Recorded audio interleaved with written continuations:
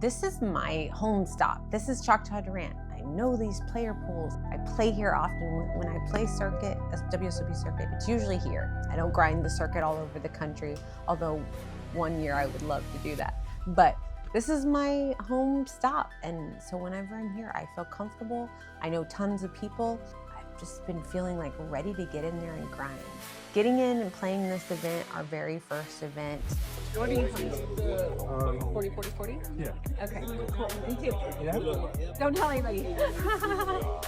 $400 event. Excited for this one because 40-minute levels, 40K starting stack. It's the kind of stuff I really like.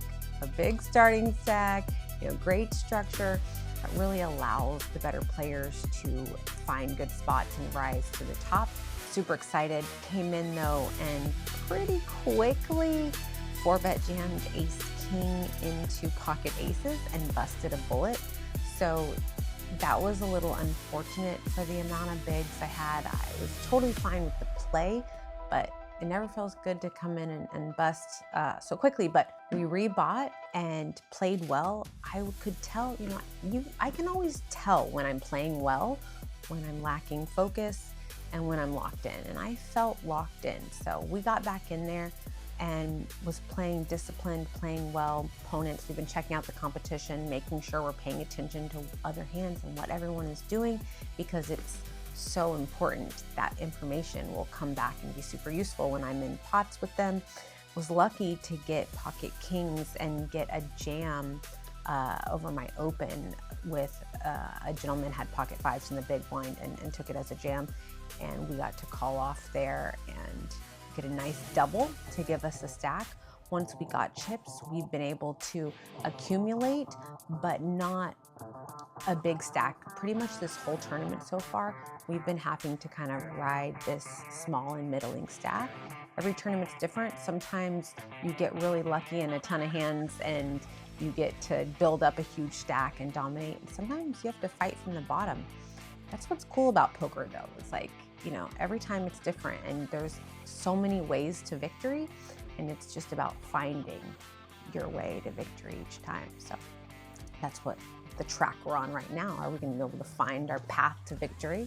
So I've been writing this short stack, all day and trying to look and find spots and play really well and allow my opponents to make some mistakes. I got a key double up when we were a little bit off of the money, and I was hoping it was going to be enough with some good play and some smart play to get into the money. But obviously we don't just want to make the money, we want to give ourselves a chance to win. Fortunately, we went on a bit of a dry spell, didn't have spots, and as the bubble was approaching, we ended up taking 2 hits to our stack, and it got really dicey. We lost a blind versus blind spot where we ended up getting rivered, and we were in the small blind, big blind. We ended up getting rivered in this spot and we lose a hand. And then pretty quickly thereafter, under the gun jams 8 bigs and we call off from the small blind and we lose.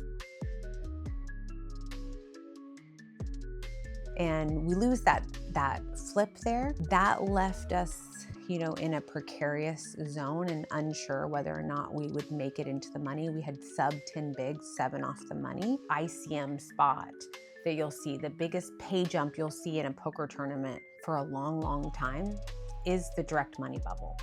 You're not gonna see yourself going from $0 to $800 until closer to the end of the tournament. So the money bubble is a huge ICM spot. But to really give yourself a chance to win, you still have to be willing to take certain spots. And one spot I'm not gonna pass up on the stone money bubble would be ace king. And especially with my stack size, we're gonna be in there. I look down at ace king and I hear the tournament director say, "Finish the hand drawn and hold up." Which means we are down to 1 player off the money. And I'm just like, oh my God, are we about to be the stone bubble of this tournament?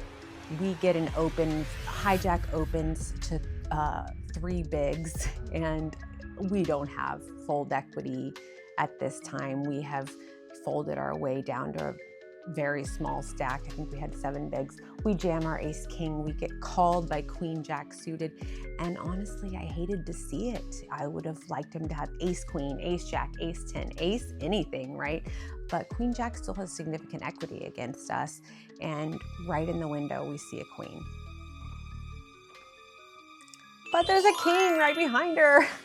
So I was so excited. We see a king right behind the queen, and we hold. We get a huge double right on the direct money bubble, but we're still not in the money yet. And so we still have to play smart and play well, but we do make it into the money. And that was our first big hurdle. We've cashed our first event here at Choctaw Durant. After the money bubble burst, had a couple of interesting spots. We grinded our way to having about 20 bigs, 465,000. We looked down at pocket aces, beautiful. I had had pocket aces a couple of times during this tournament and had not been able to get any chips from them other than the blinds and antes everyone had folded. But this time we do get action. We get it all in versus pocket queens. Pocket queens cover our stack, and we hold and we get a huge double, and we go from having 465,000 to almost $1 million in chips, which was great, which would have been well above average. I think average, or it would have been a bit above average. Average at the time was about 700,000. Amazing spot. So excited. The very next hand, we look down an ace king, and we are faced against a 15 big blind open jam from early to mid-ish position. And in my head, I'm like, we just got these chips, but we're not folding ace king here for the amount of bigs that we had. We put it in there, and our opponent had jammed king 10. Beautiful spot, ace king versus king 10. King, jack, 10 flop. And we go from $1 million right back down to 500,000. And this is where like our mindset and perseverance pay off. I took that hit like no one would have even known anything happened. We go from 500 to $1 million, back to 500. We're still in. We end up bagging a small stack, only 11 big blinds. And that's the way it goes sometimes. Sometimes you're gonna, I could, if I had won that spot, I have 1.5 million. I lost that spot, and I had sub 500,000. So that just means we're battling in a different way. I have to fight from the bottom instead of accumulate from the top. That's what I pride myself on doing, is being adaptable. Obviously, I prefer to be the bully big stack, accumulating more easily, but I know how to be a short stack ninja. So that's what I'm doing now. Short stack ninja in this baby, all the way to the win, hopefully. Wait just a second. I found out some incredible news. I'm headed to Prague, WSOP Prague, bracelet events in Europe. Can you imagine? A 5K main, a 1K ladies championship. It's all happening March 30th through April 12th. I hope you guys will join me. See you guys there. It's day 2. I'm excited. 30K up top, Choctaw. This is like our home court. So I feel strong coming in here, but the structure, turbo-y, so we're gonna have to run hot in this late stage, but we know what to do. We've been here before, so let's get it done. So day 2, we come back. There's only 21 players left between me and $30,000. And I say 21 players because even though, I'm one of those players in poker, oftentimes the person that you will lose to is yourself. And I'm very aware of you beat yourself usually more than anyone else can ever beat you.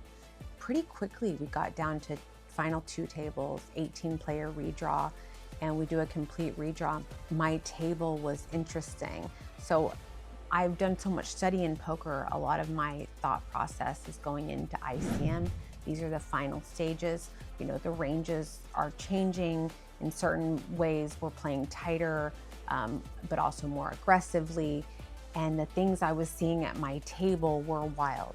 They were not playing ICM. These players were definitely playing for the win and were not afraid to bust if they needed to take a stand. And we saw some wild hands go down.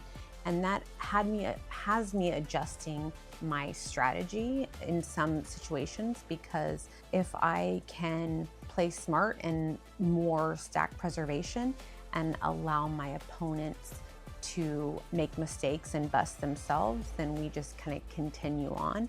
Obviously, I'm not going to pass up on slam dunk spots, but unfortunately for us, we didn't have a lot of slam dunk spots, very marginal holdings all the way through, and really having to like figure out how to navigate whether we should take it as a jam or not. Somehow we end up getting in a spot where we got super short, down to 4 bigs with 17 players left, and we can't fold anymore. 4 bigs, once I get to the big blind, 2 of those are going in the middle and we got 2 back. So we find ace-7 and we jam it from like middling position. We get re-jammed on by queens, and then we also get re-jammed on by jacks. But this is kind of the dream situation if we're gonna get double jammed on over us, over our all-in, because we have that beautiful ace that we can spike. We're not up against a better ace, which would kind of have been the death rattle for us in this situation. So find a miracle ace on the flop. However, our opponent flops a club flush draw and we have to fade it. Against 2 players, we also have to fade either one of them hitting a set. Lots of ways to die here, but we do hold and get a huge triple up. In this moment, because I only had 4 bigs and both my opponents had well more than that, I myself wasn't capable of busting either player. I was only capable of tripling up my 4 big blind stack. And I got excited after I won the hand. I did probably a little more celebrating than I normally would. In my head, I wasn't thinking of anyone busting. For the best hand, sure. Whoever wins the best hand. That's on the aces.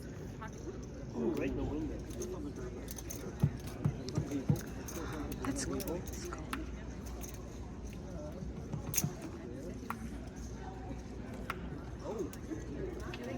Yes, you did. Million pot. Queens get the side pot. Stay out. You get to call one of that. I'm gonna go ahead and use mine now. I'm sorry. I didn't think anyone busted or I would have celebrated. I'm sorry. Good night.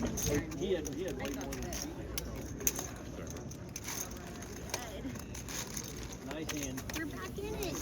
We're back in it, boys.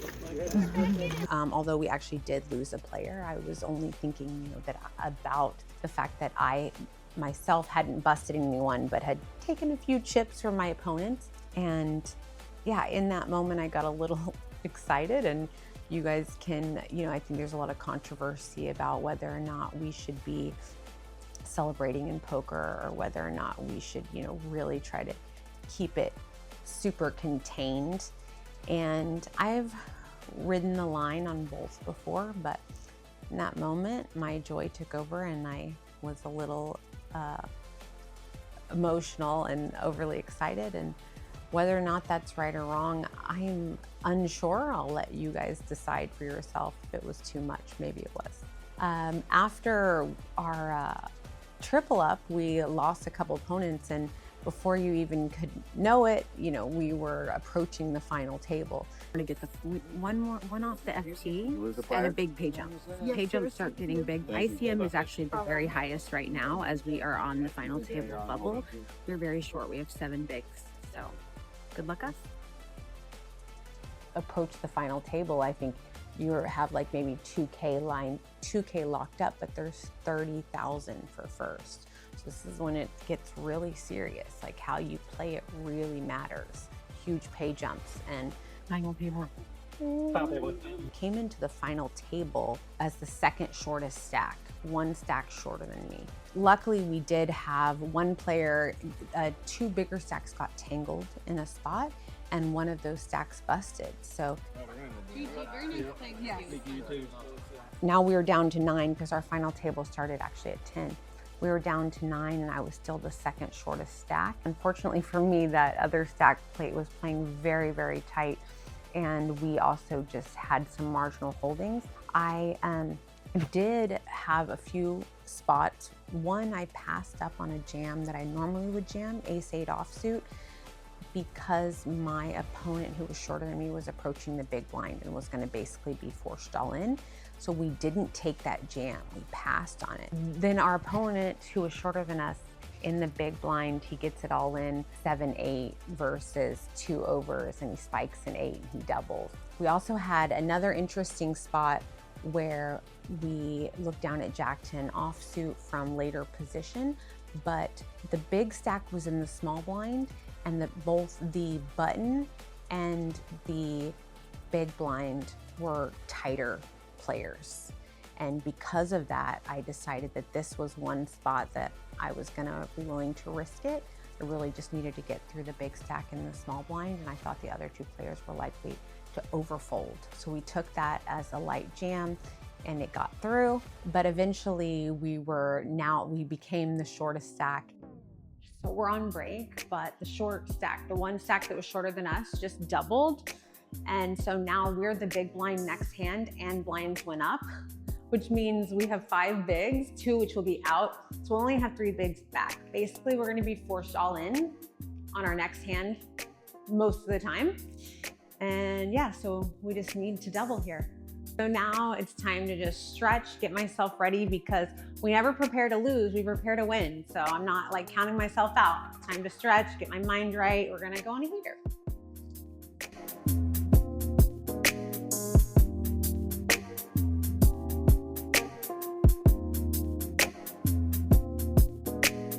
Let's do this. Let's win this event. So most often I'm expected to bust the very next hand back from break. And that's what will happen the majority of the time.